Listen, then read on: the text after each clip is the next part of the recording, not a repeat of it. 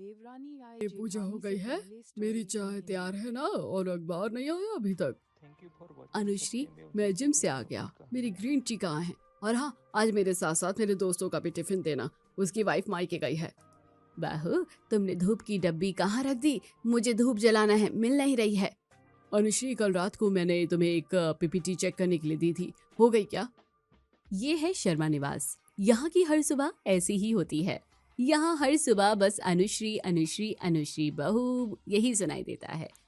यूं समझो कि परिवार में किसी का भी अनुश्री के बिना पत्ता भी नहीं हिलता।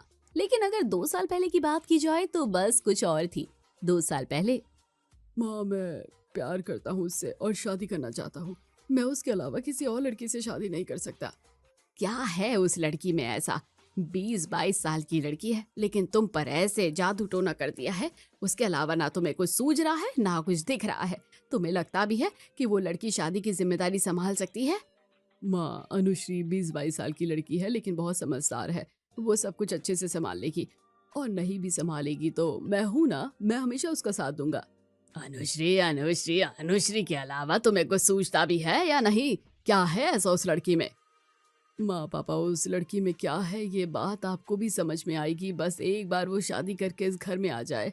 मैं आज ही आपको लिख कर देता हूँ कि वो मुझसे ज्यादा आप लोगों की फेवरेट हो जाएगी। प्लीज माँ, मेरी पहली और आखिरी जिद समझ लीजिए। चुप कर, कुछ भी बोलता रहता है। हम तुम्हारे माता पिता हैं, तुम्हारी जिद के कारण हम तुम्हारी बात मान भी लेंगे, लेकिन दुनिया का क्या? उन्हें क्या जवाब देंगे? तुम्हारे बड़े भाई की शादी अभी बाकी है। अगर उससे पहले तुम्हारी शादी करेंगे तो दुनिया वाले 10 सवाल उठाएंगे, और उनके सवालों का हम जवाब कैसे देंगे? माँ, बड़े भैया वैसे भी पढ़ रहे हैं, और रही बात मेरी, तो मैंने कारोबार संभाल लिया है। बस किसी ने पूछ लिया तो यही कह देना कि उनकी पढ़ाई अभी बाकी है, इसलिए अच्छा रिश्ता आ गया तो आपने मेरी शादी कर दी। इससे दिमाग लगाने से कोई फायदा नहीं है श्रीमती जी। हम जो भी सवाल इसके सामने रखेंगे, उसे हर सवाल का जवाब इसने पहले ही ढूंढ कर रखा है। ये तो हमारी बात नहीं मानने वाला। अब हमें ही इसकी बात माननी होगी, और इसकी अनुश्री को हमारे घर की बहू बना कर लाना होगा। 2 साल पहले इस तरह से अनुज ने अनुश्री के साथ शादी करने के लिए अपने माता पिता को मनाया था, और 2 साल पहले अनुश्री शर्मा परिवार की बहू बनकर बड़े ही धूमधाम से शर्मा निवास में रहने आई थी। शादी के वक्त उम्र से 21-22 साल की वो लड़की क्या है घर संभालेगी, ऐसा सबको लगता था। लेकिन जिस तरह से सिर्फ घर ही नहीं, रिश्ते भी अनुश्री ने संभाले थे, वो सच में काबिले तारीफ थे। 2 साल बाद पापा जी, माँ जी, भैया, आप सबको जो जो चाहिए था वो सब मैंने आपके यहाँ आने से पहले ही टी पॉय पर रख दिया है। और अनुज, मैंने तुम्हारी पीपीटी भी चेक करके कलेक्शन हाईलाइट करके कमरे में रख दी है। अभी मैं नाश्ता बना रही हूँ, 10 से 15 मिनट में नाश्ता रेडी हो जाएगा। आप सब जल्दी से डाइनिंग टेबल पर आ जाना। थोड़ी देर बाद अनुश्री, इतने सारे काम करती हो तुम, थकती नहीं हो क्या? सुबह हमसे पहले जाग जाती हो और रात को हमारे बाद सोती हो। घर के सारे काम करने के अलावा तुम दिन भर हमारे आगे पीछे रहती हो, फिर भी तुम्हारे चेहरे की मुस्कान बिल्कुल कम नहीं होती है। माँ जी, जब मैं अपना घर छोड़कर यहाँ आई थी तब मुझे भी नहीं लगा था मैं इतना कुछ एडजस्ट कर पाऊंगी। लेकिन भले ही हमारी शादी आप सबकी मर्जी के खिलाफ हुई थी, फिर भी आप लोगों ने मुझे इतना प्यार दिया, इतने अच्छे से अपना लिया कि कब आप सबके लिए सब कुछ करने की इच्छा अपने आप बढ़ती गई। मुझे पता ही नहीं चला। और रही बात थमने की, तो हाँ, मैं थक जाती हूँ, लेकिन आप सबके चेहरे की खुशी और आप सबसे हमेशा तारीफ सुनकर मेरी थकान चुटकी बजाते ही गायब हो जाती है। अनुश्री, तुम सच में कमाल हो। दिखने में इतनी सी दिखती हो, लेकिन इतना बड़ा घर संभाल लेती हो, और हम बेवजह तुम्हारी तारीफ नहीं करते। तुम सच में तारीफें करने जैसी हो। लेकिन मैं क्या कह रहा था, मैंने पहले भी तुमसे कहा था, लेकिन अब फिर से कह रहा हूँ, अगर तुम्हें कोई हेल्पर चाहिए तो बताओ। कपड़े और बर्तन के लिए पुष्पा बाई है ही, लेकिन बाकी सब काम के लिए भी अगर तुम्हें कोई चाहिए होगा तो मैं किसी को बोल देता हूँ। आप सबकी सेवा करना, काम करना तो मेरा कर्तव्य है, और पुष्पा भाई बर्तन और कपड़े के लिए तो है ही, लेकिन घर का झाड़ू पोछा कई काम वो खुद से कर ही लेती है। मुझे किसी हेल्पर की जरूरत नहीं है, और इस घर में आपको किसी को लाना ही होगा तो मेरी जेठानी को लेकर आइए, ताकि हमारा पूरा परिवार हो जाए। अच्छा हुआ अनुश्री, तुमने ये बात कह दी। भैया, अब बस हो गई ना पढ़ाई, अब तो आपकी जॉब भी लग गई है, और कितना पढ़ोगे, शादी की उम्र चली जाएगी। भैया, हमें भी भाभी को परेशान करना है, उनसे लाड करवाने हैं, और आप कहते हैं सेटल होने के बाद ही करूंगा। अब तो आप अच्छे से सेटल भी हो गए हैं, एक बार भाभी इस घर में आ जाए फिर हमारी फैमिली पूरी हो जाएगी। अनुश्री, अनुज, अब तुम दोनों ही इसके लिए रिश्ता देखना। सामने से इसके लिए कितने रिश्ते आए, लेकिन इसकी पढ़ाई के चक्कर में मुझे सबको ना बोलना पड़ा। रोहिणी की बातों पर पूरा परिवार हंसने लगता है। वैसे तो घर के सभी सदस्य हमेशा शादी के लिए नैतिक के पीछे ही लगे रहते थे, लेकिन वो कभी हाँ नहीं कहता था। आज भी हंसी मजाक में अनुश्री नैतिक की शादी की बात को छेड़ देता है, और इस बार खुशी की बात ये थी कि नैतिक शादी के लिए मान जाता है। अब सबका हो गया तो मैं कुछ कहूँ? अरे भाई, तुम्हें सुनने के लिए तो बैठे हैं हम यहाँ। बोलो जल्दी अनुज, कि तुमने भी अपने सपनों की रानी कहीं पहले से तो नहीं देख रखी क्या? क्या पापा, आप भी किताबों से फुर्सत मिलती तो देखता ना। मैं अपने लिए कोई लड़की, मेरे लिए लड़की आप लोगों को ही देखनी है। मतलब आप शादी के लिए तैयार हैं? जी हाँ माँ पापा, और अनुज को तो मैं मना कर सकता हूँ, लेकिन तुम्हें मना करने की हिम्मत मुझ में नहीं है। जो अनुश्री मैं शादी करने के लिए तैयार हूँ, अपने लिए अपनी जैसी ही कोई प्यारी सी लड़की जेठानी के रूप में इस घर में लेकर आओ। ओहो लो चली मैं अपने जेठ जी की बारात लेके, लो चली मैं। अनुज की शादी के कम से कम 2-2.5 साल बाद घर में शनाई बजने वाली थी। नैतिक ने शादी के लिए हाँ कह दिया, इसलिए घर में हर तरफ खुशियां ही खुशियां थी। रोहिणी ने फोन करके सभी रिश्तेदारों को काम पर लगा दिया था। हर कोई नैतिक के लिए लड़की ढूंढने में व्यस्त था। 1-2 रिश्ते घर पर आ भी गए, मिलना जुलना हुआ। ऐसे ही 4-5 रिश्ते देखने के बाद नैतिक एक लड़की को पसंद करता है, जिसका नाम अक्षरा के साथ नैतिक का रिश्ता तय हो जाता है। अगले दिन कुछ ही दिनों में सगाई और कुछ महीनों में शादी। बड़े ही धूमधाम से अक्षरा भी शर्मा परिवार की बहू बनकर शर्मा निवास में रहने आती है। शादी के कुछ दिनों बाद, बड़ी बहू छोटी बहू, आज बुआ जी घर आने वाली है। तुम दोनों की वो शादी में नहीं आ पाई थी। अनुश्री की तो शादी थोड़ी जल्दीबाजी में हो गई, और अक्षरा की शादी के वक्त वो बीमार थी, इसलिए अपनी दोनों बहुओं से मिलने बुआ जी आज शाम को जयपुर से आने वाली है। इसलिए उनके स्वागत की सारी तैयारी करने के बाद खुद भी सज संवर जाना। अनुश्री, तुम्हें तो बुआ जी ने शादी के बाद देखा होगा ना? हाँ, 1-2 बार, बस ऐसे ही शादी ब्याह में मेरी उनके साथ मुलाकात हुई थी। तुम्हारी अनुश्री को सजने संवरने की क्या ही जरूरत है? वैसे भी बुआ जी ने उन्हें देखा ही है, ज्यादा सजने की जरूरत तो मुझे है। मैं इस घर की जेठानी भी हूँ और नई नवीली दुल्हन भी। हाँ, तुम्हारी बात सही है, लेकिन दोनों सच के तैयार हो जाओ, क्या ही जाएगा। बुआ जी स्पेशल मेरी मुंह दिखाई में आ रही हैं, इसलिए मुझे स्पेशल तैयार होना पड़ेगा। अनुश्री, उनके स्वागत का तुम देख लो, मैं अभी पार्लर से होकर आ रही हूँ।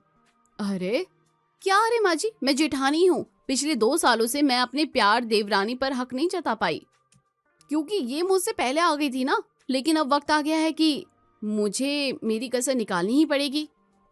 ठीक है जेठानी जी, आपको जो हुक्म चलाना है मुझ पर वो चला लीजिए। आप चाहती है ना कि बुआ जी का स्वागत मैं करूं और आप पार्लर जाकर स्पेशल तैयार होकर आए, तो ठीक है। वैसे भी बुआ जी ने मुझे पहले भी देखा है, आज तो वो खास आपको देखने आ रही है। अनुश्री के ऐसे कहते ही अक्षरा अनुश्री को गले से लगा लेती है और अपना पर्स उठाकर पार्लर चली जाती है। थोड़ी देर बाद, खुद को जेठानी बताने का बड़ा ही शौक है इसे, लेकिन इसका बर्ताव जेठानी की तरह बिल्कुल भी नहीं है। वैसे बुआ जी के आने की एक्साइटमेंट तो है इसे, लेकिन बुआ जी के स्वागत के लिए कोई तैयारी नहीं करनी है, सिर्फ खुद को तैयार करना है, ताकि उनसे अच्छा खासा शगुन मिल सके। अनुश्री, तुम इतनी समझदारी लेने की क्या ही जरूरत थी? दोनों पहले स्वागत की तैयारी करते और बाद में दोनों साथ में तैयार होती, क्या ही बिगड़ जाता? इतना वक्त थोड़ी ना लगता है तैयार होने में। जाने दीजिए माँ जी, अभी वो इस घर में नहीं है। जैसे जैसे दिन बीतेंगे उन्हें भी अपनी जिम्मेदारियों का एहसास अपने आप ही हो जाएगा। जैसे ही बुआ जी के आने की खबर मिलती है, अक्षरा तुरंत तैयार होने के लिए पार्लर चली जाती है। अनुश्री घर के सारे काम खत्म करती है, बुआ जी के लिए स्वादिष्ट खाना बनाती है और बाद में खुद तैयार होती है। शाम के समय खान पान के बाद घर के सभी सदस्य हॉल में बैठे हुए थे। बहुओं के मामले में प्रेमलाल और रोहिणी, तुम दोनों तो बड़े ही किस्मत वाले हो। तुम्हारी पहली बहू की बराबरी तो पूरे खानदान में कोई नहीं कर सकता, और अब ये दूसरी भी बिल्कुल चांद का टुकड़ा है। चलो दोनों बहू ऐसे सामने आओ, मुझे तुम दोनों को कुछ देना है। बुआ जी के ऐसे कहते ही सबसे पीछे बैठी हुई अक्षरा दौड़कर सामने आती है और बुआ जी के सामने जाकर खड़ी हो जाती है। अक्षरा, तुम्हें तो बड़ी ही जल्दी है शगुन पाने की, लेकिन हमारे में रिवाज है, जो कुछ भी दिया जाता है वो पहले छोटों को दिया जाता है। अनुश्री, तुम आगे आओ। बुआ जी, ऐसा कैसा रिवाज है? इस घर की जेठानी मैं हूँ और नई नवीली दुल्हन की मुंह दिखाई, ये सब कुछ तो पहले बहू को मिलता है ना। मैं तुम्हें नई नवेली दुल्हन समझकर देखने नहीं आई हूँ। मैं अपने भाई की 2 बहू से मिलने आई हूँ और हमारे यहाँ का यही रिवाज है कि सब कुछ पहले छोटों को दिया जाता है और जो बचा होता है वो बड़ों को। आपके यहाँ का रिवाज मैं नहीं जानती, मैं जेठानी हूँ, सब कुछ मुझे पहले मिलना चाहिए। मैं बड़ी हूँ, ये मेरा अधिकार है। अरे बुआ जी कोई बात नहीं, दीदी चाहती है कि आप उन्हें पहले शगुन दे तो आप उन्हें दे दीजिए, मैं बाद में ले लूंगी। वैसे भी पहले मैं आई हूँ इस घर में, इस हिसाब से तो मैं ही बड़ी हुई। इस बार भी अनुश्री समझदारी से काम ले लेती है और जेठानी ही नई नवेली दुल्हन हूँ ऐसा कहकर अक्षरा बुआ जी से अपना शगुन ले लेती है। अब हर चीज में ऐसा ही होने लगा था। तुम देवरानी हो, तुम रुको, मैं जेठानी हूँ, मेरा हक पहले है, ये कहकर अक्षरा हर एक चीज में अनुश्री को पीछे छोड़ रही थी और खुद कुछ भी लेने के लिए सबसे आगे रह रही थी। शुरुआती दिनों में अनुश्री ने तो हमेशा समझदारी से काम लिया था, लेकिन अब थोड़ा बहुत अनुश्री को भी बुरा लगने लगा था। मैं जेठानी हूँ, मैं जेठानी हूँ, ये बात सुनकर घर का हर एक सदस्य पक गया था। ऐसे ही एक दिन, बहू त्योहार आ रहे हैं, इसलिए मैं सोच रही थी कि हमारी जो पुरानी ज्वेलरी है हम वो ज्वेलर को दे देते हैं और उनसे नए डिजाइन में नई ज्वेलरी खरीद लेते हैं। बाहर तो बहुत धूप है, ऊपर से त्योहारों की तैयारी भी चल रही है, हम बाहर नहीं जा सकते, इसलिए मैंने ही ज्वेलर को घर बुलवा लिया है। तुम्हारे सारे काम खत्म कर लो, वो आता ही होगा। अच्छा क्या माँ जी, आपने ज्वेलर को घर ही बुला लिया? वैसे भी शादी के टाइम पर आपने मुझे जो ज्वेलरी दी थी वो मुझे बिल्कुल पसंद नहीं आई है, उसकी डिजाइन तो पुराने जमाने की है। ज्वेलर को घर सिर्फ मैं मेरे लिए और अनुश्री के लिए बुलाया है, तुम्हारे लिए नहीं। तुम्हें तो पता नहीं क्या शादी में जो ज्वेलरी दी जाती है वो कम से कम दुल्हन को 1 साल इस्तेमाल करनी होती है। अगर तुम्हें चाहिए तो मैं तुम्हें कोई एक ज्वेलरी दिला सकती हूँ, लेकिन हम तुम्हारी सभी ज्वेलरी बेचकर नहीं ज्वेलरी खरीद सकते। ऐसे कैसे नहीं खरीद सकते? मेरी देवरानी का लाड प्यार इस घर में कुछ ज्यादा ही होता है, जो भी होता है उसी के लिए होता है। अरे भाई, इस घर में जेठानी नहीं थी तब की बात अलग थी, लेकिन अब तो इस घर में जेठानी है ना, फिर हर चीज देवरानी के लिए ही क्यों की जा रही है? हर चीज में उसी को क्यों पूछा जा रहा है? दीदी आप कहीं की बात कहीं लेकर क्यों जा रही हैं? माँ जी मेरे लिए नए गहने बनवाना चाहती है और आपके लिए नहीं, ये बात नहीं है। वो आपके लिए भी बनवाती, लेकिन आपकी शादी को भी 1 साल अभी नहीं हुआ है और शादी को 1 साल नहीं होने पर हम शादी के गहने को नहीं बेच सकते, ये बात है। इसमें देवरानी और जेठानी, मैं पहले आई हूँ आप बाद में आई हूँ, इसकी क्या बात है?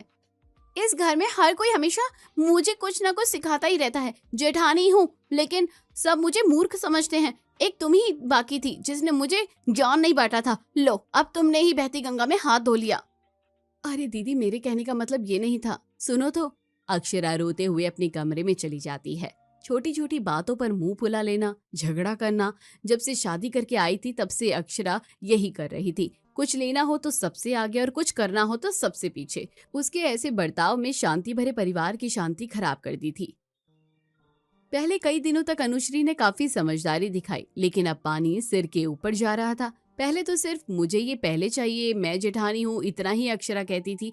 अब तो बिना कुछ किया, बिना जेठानी की जिम्मेदारी उठाए हमेशा अनुश्री को उल्टा सीधा बोलती रहती थी। जेठानी होने का रौब दिखाती थी। अनुश्री घर के सभी काम करती थी, इसलिए अक्षरा ने उसे बहुत ही हल्के में ले लिया था। यूं मानो तो घर में काम करने वाली नौकरानी ही समझ लिया था। अक्षरा को तो बस तैयार होकर इधर उधर घूमने में इंटरेस्ट था, कुछ करने संवरने में नहीं। ऐसे ही एक दिन, बाहू हमारे मोहल्ले में जो पहले घर है ना, सिंघानिया निवास, वहाँ पर कुछ पूजा थी, इसलिए उन्होंने मोहल्ले की सारी औरतों को खाने पर बुलाया है। कुछ साज श्रृंगार की चीज भी देने वाले हैं। तुम्हें तो पता है मेरे घुटनों में कितना दर्द है, इतनी देर तक नीचे बैठना मुझसे नहीं होगा। पिछली बार शाह बहन के यहाँ भी ऐसा ही हुआ था, तब बड़ी बहू जाकर आई थी। अब तुम भी चली जाओ, वैसे भी उनकी बहू और तुम्हारी अच्छे से बनती है और उसे भी अच्छा लगेगा। जैसा आप कहीं माँ जी। ऐसे कैसे? घर में जेठानी के होते हुए हर तरफ देवरानी को मंडराने की कोई जरूरत नहीं है। हाँ, अभी तक मैं इस घर में नहीं थी तब तो तुमने कहीं भटक लिया, इधर उधर जो जान पहचान करनी थी, मान सम्मान लेना था, वो सब कुछ तुमने कर लिया। अब मैं आ गई हूँ, इसलिए मेरी जगह पर जो तुम अपना टेंट लगाकर बैठ गई हो ना, वो टेंट जितनी जल्दी हो सके उतनी जल्दी हटा दो, क्योंकि इस घर की बड़ी बहू और तुम्हारी जेठानी अब आ गई है। जो कुछ भी है वो सब मैं करूंगी। देवरानी तो घर में शोभा देती है। रोहिणी के मना करने के बावजूद अक्षरा झगड़ा करके अनुश्री को घर पर रोक लेती है और खुद मान सम्मान पाने के लिए सिंघानिया के यहाँ भोजन करने चली जाती है। बोलने की और बर्ताव की हर सीमा अक्षरा ने लांघ दी थी। अनुश्री सिंघानिया के यहाँ जाने के लिए तैयार होकर बैठी थी, लेकिन झगड़ा करके अक्षरा वहाँ चली जाती है। आज तो इस बात से अनुश्री को भी गुस्सा आ गया था। अक्षरा सुबह से गई थी, शाम में घर वापस आती है, बड़ी थकी हुई सी लग रही थी। आते ही अनुश्री से पानी मांगने लगती है कि तभी, सिर्फ खाना खाने ही तो गई थी तुम, इतना क्या थक कर आ गई हो जो आते ही पानी मांगने की जरूरत पड़ गई? तुम्हें देखकर तो ऐसा लग रहा है कि तुम खाना खाने 4-5 घर छोड़कर नहीं, 4-5 गांव छोड़कर कहीं गई थी।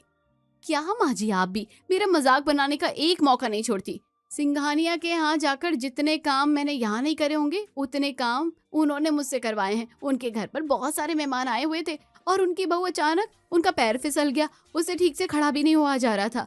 फिर क्या, सभी मेहमानों की खातिरदारी और घर के बाकी काम सब कुछ मुझे ही करना पड़ा। यहाँ तक कि उनकी रात के खाने का इंतजाम करके आई हूँ मैं। लड़ झगड़ कर मान सम्मान पाने के लिए गई थी, लेकिन वहां जाकर उन्होंने मुझे ही नौकरानी बना दिया। अक्षरा का उतरा हुआ चेहरा देखकर घर के सभी सदस्य जोर जोर से हंसने लगे कि तभी, अरे बाहू, कौन है फोन पर? माँ जी, वो मिश्रा जी की पत्नी, उनके यहाँ पूजा है, कह रहे थे हमारे घर में किसी भी एक जोड़ी को आना ही पड़ेगा, हमारे बिना उनका कार्यक्रम अधूरा है। तो मैंने कह दिया कि हमारी जेठानी जी और जेठ जी आ जाएंगे। तो मैं इस घर में पहले आई थी, अब पुरानी हो गई हूँ, हर तरफ जाकर आई हूँ, और वैसे भी दीदी मेरी जेठानी है, कहीं भी जाने का मान उनका है। सही किया ना दीदी मैंने? अरे नहीं नहीं, इस घर में तुम पहले आई हो, हमारे सारे रिश्तेदार मुझसे ज्यादा तुमको जानते हैं। जहाँ भी जाना हो वहाँ तुम ही चली जाओ, मुझे नहीं जाना कहीं पर। ऐसे कैसे, आप तो मेरी जेठानी है ना, आपको ही जाना चाहिए। अरे गड्ढे में डाल जेठानी को, मैं कह रही हूँ ना तुम चली जाओ, तो बस अब तुम ही जाओगी। जी जेठानी जी। तो दोस्तों, कैसी लगी आपको ये मजेदार कहानी? कमेंट बॉक्स में जरूर बताइए। चैनल को अभी तक सब्सक्राइब नहीं किया तो जल्दी जाकर कर लीजिए।